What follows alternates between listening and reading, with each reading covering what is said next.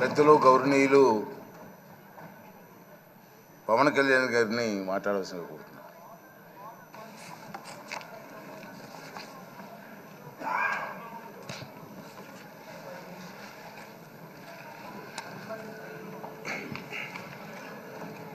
పదహారవ శాసనసభకి ఏకగ్రీవంగా ఎన్నికైన సభాపతి శ్రీ చింతకాల అయ్యన్ పాత్ర గారికి హృదయపూర్వక నమస్కారాలు, మీ శుభాకాంక్షలు. ఇది నేను మొదటిసారి అసెంబ్లీలోకి అడుగు పెట్టడం. ఇలాంటి సుదీర్ఘ రాజకీయ అనుభవం ఉన్న దాదాపు 7 సార్లు ఎమ్మెల్యేగాను, ఒకసారి పార్లమెంట్లో అడుగుపెట్టిన మీకు, Panchayati Raj, technical education, forest, R&B అనేక మంత్రిత్వ శాఖల్ని సమర్థవంతంగా నిర్వహించిన మీకు ఈ సభాధ్యక్షుడు, ఈ స్పీకర్ స్థానంలో కూర్చోవడం నాకు చాలా ఆనందంగా ఉంది. ఇన్ని దశాబ్దాలు ప్రజలు రాజకీయ జీవనంలో ఇన్ని దశాబ్దాలు ప్రజలు మీ వాడి వేడి చూశారు.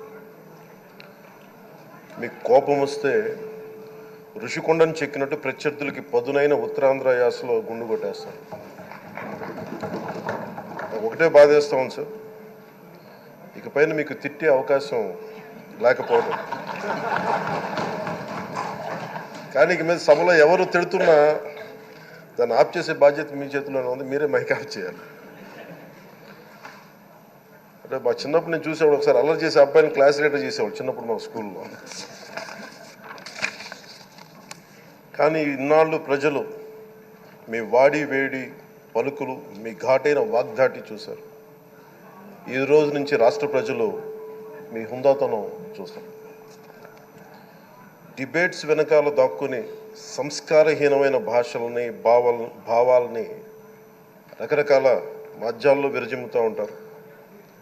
దాని నియంత్రణ మీ ఆధ్వర్యంలో ఇక్కడి నుంచే మొదలవ్వాలి.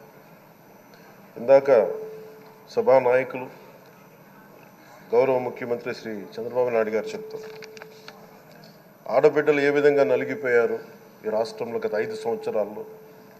చిన్న లేదు, పెద్ద లేదు, ఎవరని లేదు. ఎవరన్నా సరే ఒక మాట మాట్లాడితే వాళ్ళు వ్యక్తిగతంగా దూషణ, సోషల్ మీడియాలో వాళ్ళని క్యారెక్టర్ అసాసినేట్ చేయటం, వాళ్ళు పెద్ద నాయకులు కావచ్చు, కార్యకర్తలు కావచ్చు, లేదా వాళ్ళకి ఎదురు తిరిగి ఒక ఒపీనియన్ చెప్పి ఎవరైనా సగటు మనిషి కూడా కావచ్చు, అది ఇక్కడతో ఈ రోజు నుంచి ఆగిపోవాలి అధ్యక్ష. అది మీ ఆధ్వర్యంలోనే మొదలవ్వాలి.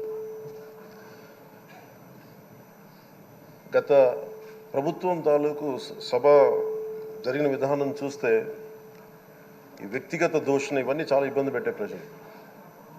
ఈ రోజున వాళ్ళకి 11 సీట్లకు పరిమితం అయ్యారు, ఈరోజు లేరు, ధైర్యం లేదు వాళ్ళకి. విజయాన్ని తీసుకోగలిగారు కానీ ఓటమిని కూడా ధైర్యంగా కూర్చుకునే వాళ్ళకి స్థాయి లేదు, వాళ్ళకి పారిపోయారు ఇక్కడి నుంచి. భావంలో ఉండే తీవ్రత భాషలో ఉండాల్సిన అవసరం లేదు. భాష మనుషుల్ని కలపడానికి కానీ విడగొట్టడానికి కాదు. భాష విద్వేషం రేపడానికి కాదు, పరిష్కరించడానికి. ఎంత జటిలమైన సమస్య అయినా, భయంకర సమస్య అయినా చర్చల ద్వారా పరిష్కరించుకోవడానికి కానీ వివాదం సృష్టించడానికి కాదు. ఈ సభ ఉన్నది అందుకు. కానీ మనం చూసింది వాళ్ళ దగ్గర నుంచి బూతులతోటి, వ్యక్తిగత దోషులతోటి రాష్ట్ర పురోభివృద్ధిని ఆపేశారు. అలాంటి సభ కాకుండా ఇందాక మన పెద్దలు శ్రీ గౌరవ ముఖ్యమంత్రి చంద్రబాబు గారు చెప్పినట్టుగా ఇది భవిష్యత్తుకి ఇది ఒక ప్రమాణం అవ్వాలి. 2047 వరకు ఇంత అద్భుతమైన స్థానంలో మనకి ఆంధ్రప్రదేశ్ తెలుగు జాతి ఉన్నత స్థాయికి వెళ్ళాలంటే ఈరోజు మనం వేసే ప్రతి అడుగు అది భవిష్యత్ తరాలకు ఒక నిర్దేశక ఒక టచ్ స్టోన్గా ఉండిపోవాలి, ఒక గిట్ రాయిగా ఉండిపోవాలి. ఈ రోజున ఈ సభలో ఉన్న గౌరవ సభ్యులందరూ చట్టాలు చేయడానికి ఉన్నారు, చట్టాలు ఉల్లంఘించడానికి కాదు. విభేదించడం అంటే ద్వేషించడం కాదు, వాదించడం అంటే కొట్టుకోవడం కాదు. ఇవన్నీ విభేదించడం, వాదించడం ఇవన్నీ ప్రజాస్వామ్యానికి చాలా మౌలికమైన పునాదులు. ఆంధ్రప్రదేశ్ ఆవిర్భావం జరిగి అసలు భాషా ప్రయుక్త రాష్ట్రాల ఆవిర్భావమే మన ఆంధ్ర రాజ్యంతో మొదలైంది. అమరజీవి పొట్టి శ్రీరాములు గారి బలిదానం మీద మన రాష్ట్రం పుట్టింది. 56 రోజులు తిండి తిప్పలు తినకుండా నరకం అనుభవిస్తూ ఆయన బలైపోయారు.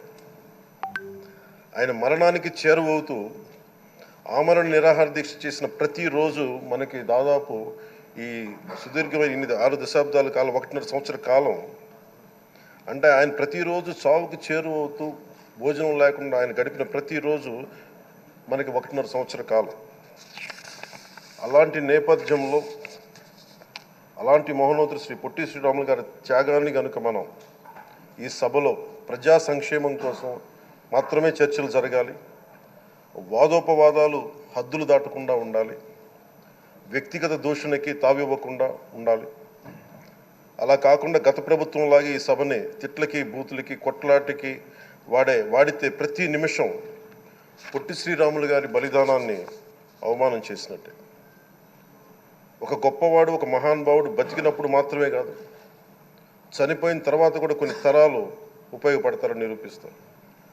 అలాంటి కోవకు చెందిన మహానుభావులు ఆంధ్ర రాష్ట్ర సృష్టికర్త, భాషా ప్రయుక్త రాష్ట్రాలకు శ్రీకారం చుట్టిన ద్రష్ట, అమరజీవి శ్రీ పొట్టి శ్రీరాములు గారి స్మృతిలో ఒక విలువలతో కూడిన ఒక సత్సాంప్రదాయాన్ని తెరలేపుతూ మీ ఆధ్వర్యంలో ఈ సభ జరగాలని, ఈ 5 ఏళ్ల ప్రజాప్రస్థానంలో ఈ విలువైన 5 ఏళ్ళు రాబోయే తరానికి గొప్ప భవిష్యత్తునిచ్చేలా, అన్నం పెట్టే రైతుకి, కౌలు చేసుకునే రైతుకి, రైతు కూలీకి అండగా ఉండేలా, మహిళలకి భద్రతతో పాటు ఉన్నత స్థాయికి ఎదిగేలా, ప్రభుత్వ ఉద్యోగులకి భద్రత కల్పించేలా, పశువు, పక్షి, ప్రకృతి, సర్వజనులందరికీ కూడా మతాలకి, ప్రాంతాలకి అతీతంగా సుభిక్షంగా అభివృద్ధి పదంలో ఆంధ్రప్రదేశ్, ఆంధ్ర రాజ్యం అద్భుతమైన ప్రగతి సాధించేలా ఈ చర్చలు సాగాలని కోరుకుంటూ, సభాపతి అయ్యన్న పాత్రుడి గారికి మీ ఆధ్వర్యంలో ఈ సభ ఒక సరికొత్త సాంప్రదాయానికి, సత్సాంప్రదాయానికి ఇది తెరతీయాలని కోరుకుంటూ మీకు మరోమారు శుభాభినందనలు తెలియజేసుకుంటాను.